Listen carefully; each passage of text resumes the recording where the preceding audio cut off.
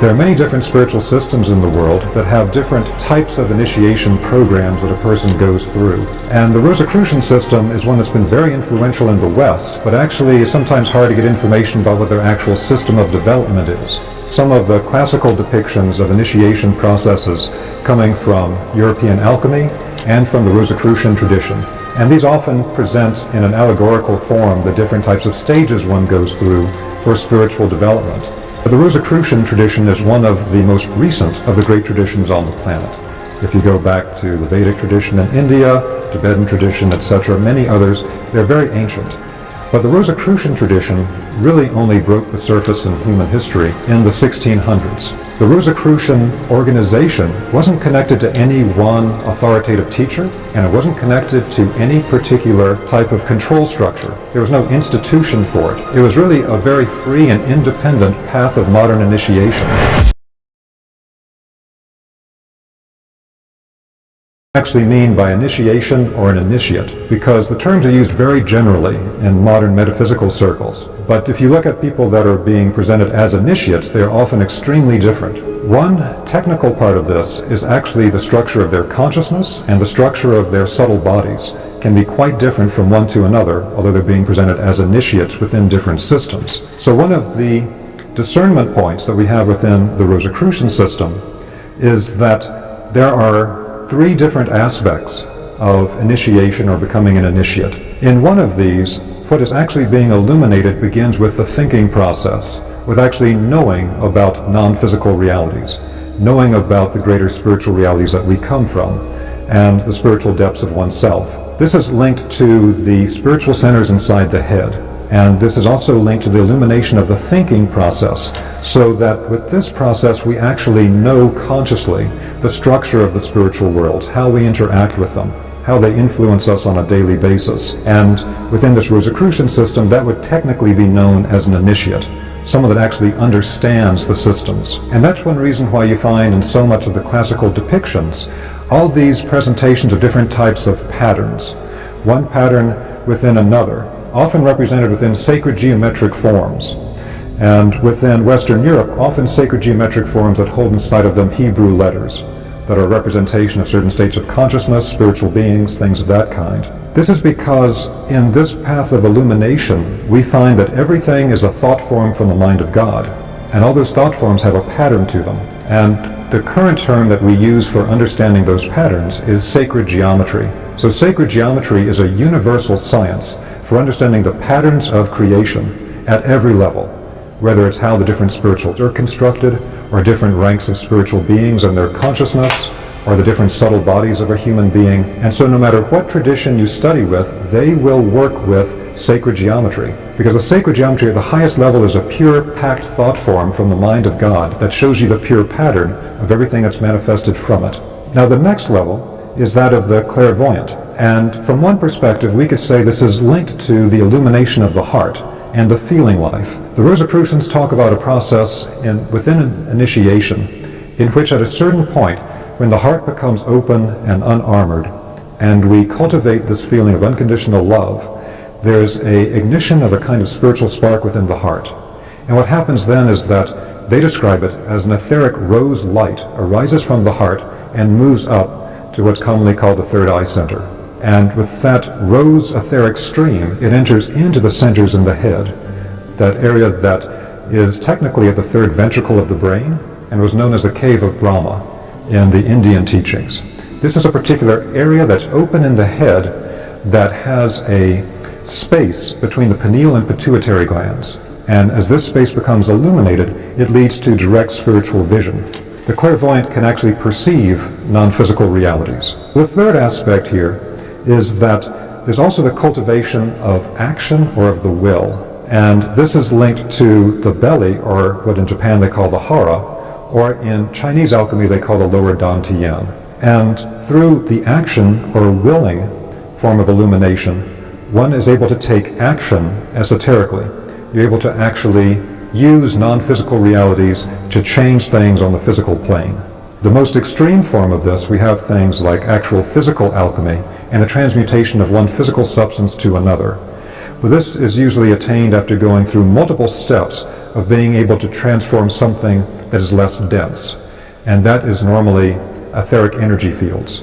So the actual vibrational transformation of energy fields, energy healing, things of that kind, is something that you find very strongly on this path. So the person that can actually transform things using spiritual forces is referred to as the adept. There's a reason why we're emphasizing the head, the heart, and the hara. When you study classical spiritual text, you find that they divide up the aspects of the human being into different types of forces. So the actual consciousness of the human being is often referred to as the astral body, and it's related to what's often called the spiritual plane of the astral plane.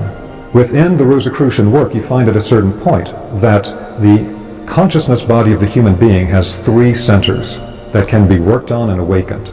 And those three centers are around the head, the heart, and the hara.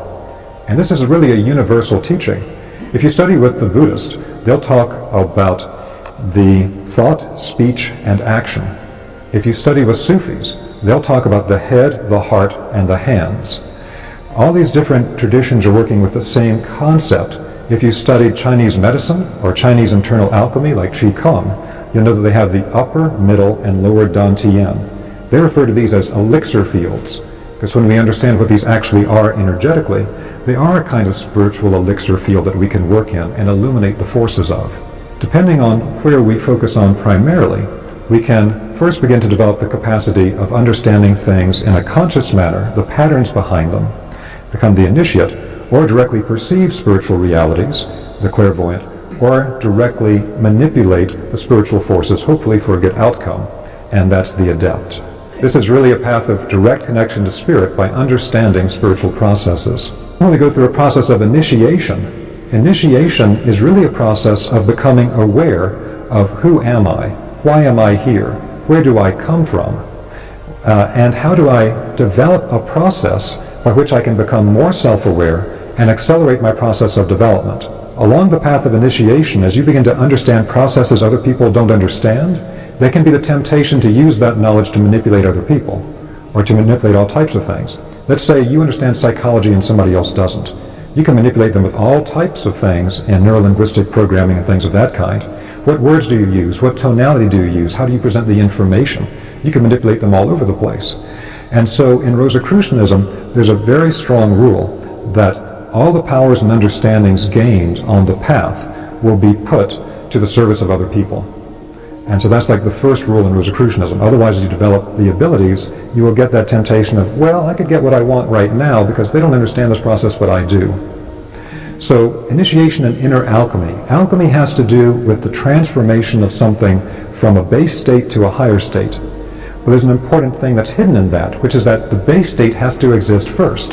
You're turning lead into gold, but there had to be the lead there first to create the gold. So this means that hidden within, all types of lower structures are the seed of its full fruition, very much like the classical illustration of the caterpillar and the butterfly. You don't know looking at the caterpillar that over time its entire structure has laid within it the ability to become a winged butterfly. But it's the exact same thing in the human being, which is why they depicted the higher spiritual bodies of the human being as always being with wings, traveling through the spiritual worlds. So we develop the physical body, we develop the body of life force, we develop our consciousness. And in the Rosicrucian work, there's very detailed descriptions of earlier stages of evolution. And it relates to things like Eastern teachings about the great Manvantaras, stages of planetary evolution, in which all these things were laid down at an earlier time. But then we come to the point of developing our self-awareness, the I am presence. And that's where we are today. Human beings have developed this, and now we're at this critical point of developing the I am self-awareness, which the Rosicrucians see as being the true message of Christianity. The Rosicrucians see the whole issue of Jesus and Christ being a particular human being of Yeshua ben Joseph, a rabbi who had developed to the point of being able to actually unify himself energetically and in consciousness with the being of the Christ. Now, who is the Christ? It's related to what I referred to before in the Zoroastrian tradition with the Ahura Mazda, the aura of the sun, and the classical tradition of the sun god.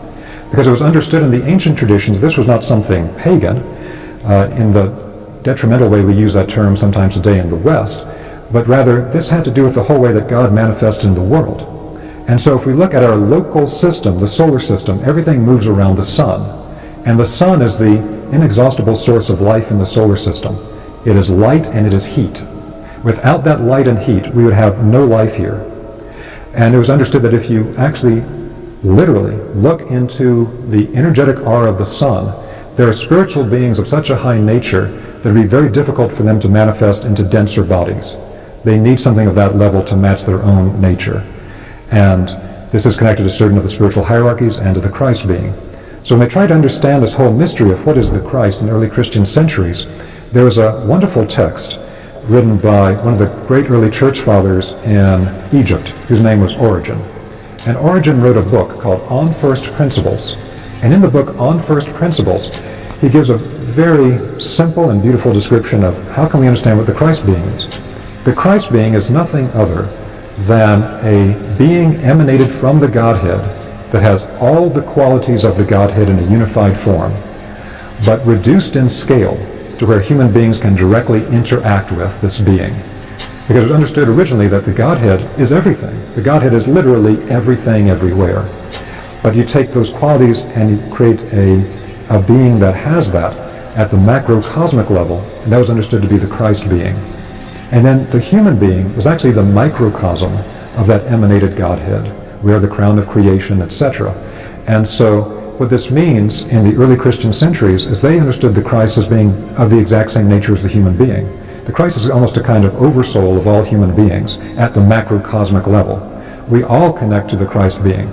And one of the things that Rosicrucians lament is that this impulse came in from lower states of consciousness trying to understand the teachings in Christianity that then somehow made Christianity something that was a separate sect, separate from other sects, which was not the initial concept.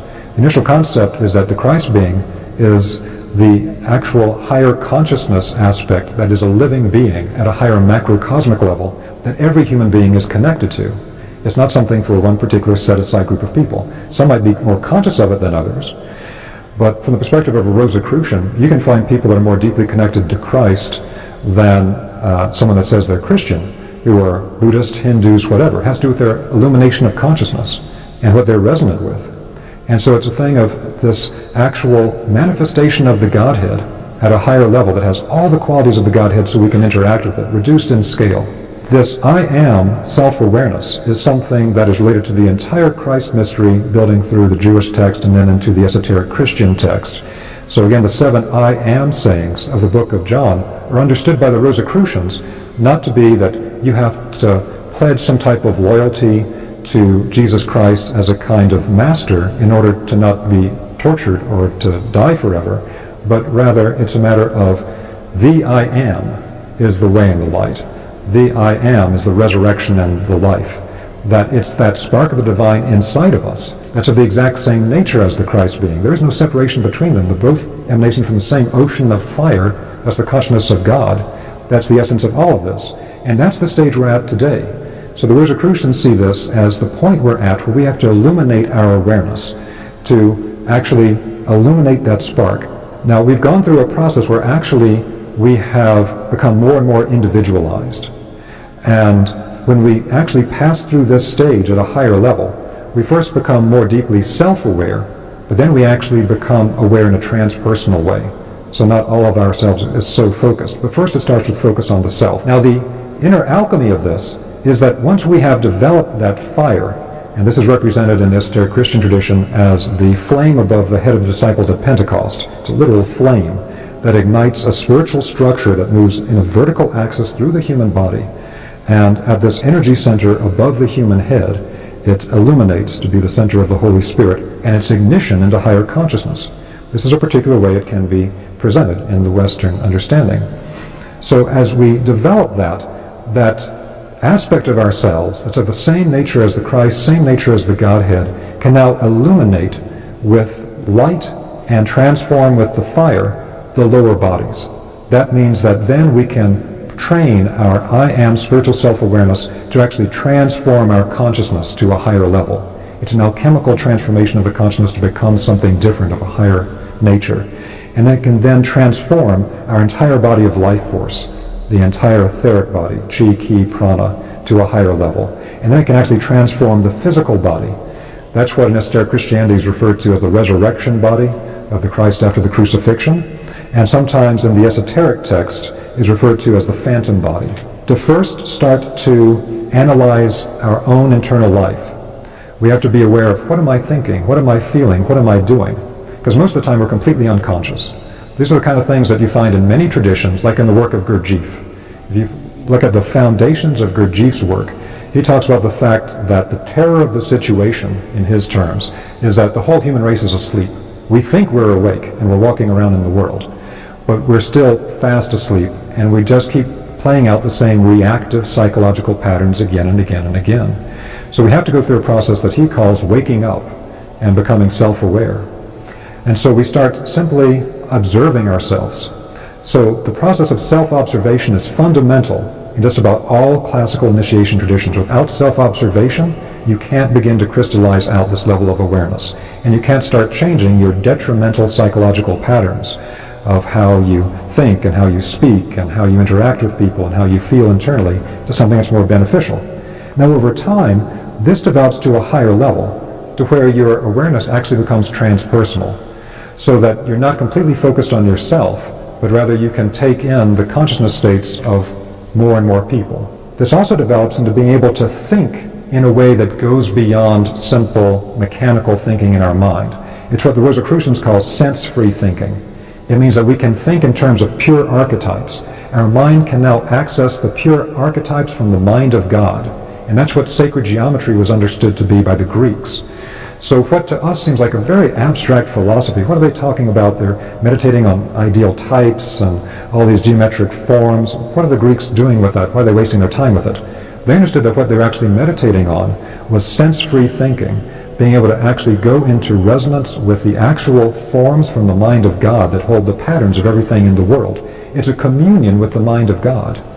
And so true sacred geometry was always on that level. And this can also give rise to something called the new clairvoyance, because the whole path of clairvoyance has changed over time, because our state of consciousness used to be different. Our way that we could perceive things spiritually was also different. As our consciousness changes, how we can perceive things spiritually transforms over time. And again, the I Am can transform our life force, and it transforms our life body into what is sometimes referred to as the immortal body. It has different names in different traditions. And then transforms the physical. One of the Rosicrucian practices, as far as practical exercises, is that they examine things in the living world to see the stages that it moves through.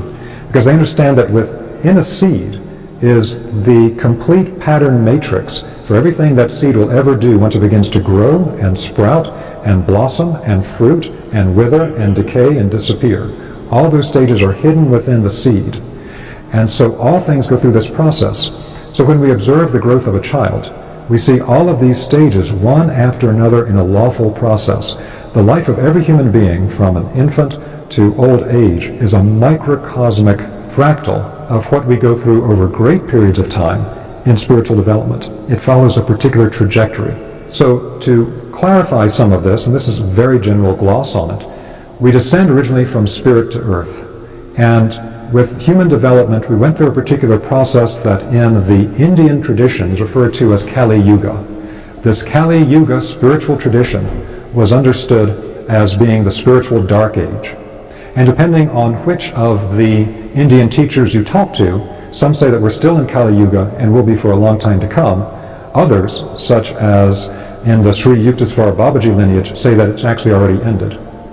And actually the timing of the Kali Yuga Dark Age for human evolution is exactly the same for the ending point between the European Rosicrucians and the Babaji Sri Yukteswar lineage. So in this Kali Yuga Dark Age, we had a particular situation take place. In the early times, human beings were not self-aware. You study ancient texts, they're always identifying themselves with the tribe, the group. I am so-and-so, the Philistine, the Samarite, whatever it might be. They always identify with the group. In ancient Greece, to be exiled from your city was like a fate worse than death. Today, it's like, you're not going to put me in jail, I just get to leave the city, great, I'm gone. But for them, to be separated from the group was terrible, it was a punishment, because they had a group consciousness. So they weren't self-aware, but what they did have in early times was a lot of clairvoyance. And so you still see this with some of the traditional peoples on the earth today. those traditional peoples preserve this type of native clairvoyance that can be quite strong.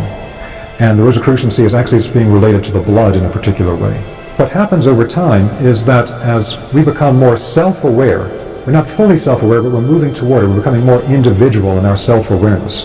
This leads to what the great teachers in ancient India referred to as the Kali Yuga Dark Age, because literally the clairvoyance is going dark. The people in India are losing their clairvoyant faculties, and we can no longer directly see spirit. And so there's a kind of a panic that you can see in some of these old texts that leads to the teaching of, well, the physical world's an illusion. You're about to get stranded here. This is actually a place of suffering. So get off the cycle of karma and reincarnation, off the suffering, and just go back to the spiritual world, to nirvana permanently. But it was not understood the complete sequence of this, at least the way the Rosicrucians see it. So human beings began to more and more lose the ability to clairvoyantly perceive the world around them, but they developed the ability to think in a logical, linear way, and to think of themselves as more of a separate individual being. This develops over time until we reach a kind of a low point of this that is the nadir point that the Rosicrucians see as what happened around the time of the incarnation of the Christ being within Jesus of Nazareth. That is a human being attaining the state that creates the template for the rest of humanity to actually unite with the Christ being and develop that state of awareness. And so there's actually two different movements happening here simultaneously. There's an ascending movement and a descending movement. Our capacity for developing higher consciousness is going up at the same time as, in a way, we're contracting into more and more of an individual contracted state. So at the time that we become the most individual, the most separated, the difficulty of that is we lose perception of the spiritual world, and we lose a sense of connection to everything that is. The benefit of it is that it sharpens our self-awareness. It sharpens our ability to think and to be conscious in a particular way that could only happen this way. So once that happens and we can begin to crystallize the I am self-awareness, and we truly become self-aware, self-conscious, then two things can happen. Either we keep going down and we become more and more self-involved and become more materialistic, or we can begin to pull back up as that I am presence fully develops, and instead of just becoming a lower and lower beast-like form of being separate from everything, it instead becomes a transcendental consciousness where now with the fully awakened logical linear thinking and the ability to be self-aware, we can now fully awaken the I am inside of us and connect not just to ourselves but start to expand back out to be transpersonal in our awareness. Now that I am self-awareness can begin to transform our consciousness. So our detrimental thinking patterns, where we think very negatively and we ascribe all types of angry and negative types of aspects to the people around us and to the things of the world around us, we can begin to transform that and illuminate it. Again, then we transform the life body and transform the physical body. And the idea is that once you can awaken that I am inside through certain processes, then the task is to connect directly to spirit and not have to do it through connecting through another human being that'll then connect you to spirit. And so what this is meant to do is it illuminates the thinking. Again, not as just a type of intellectual activity, but to where the intellect develops to where it actually becomes clairvoyant.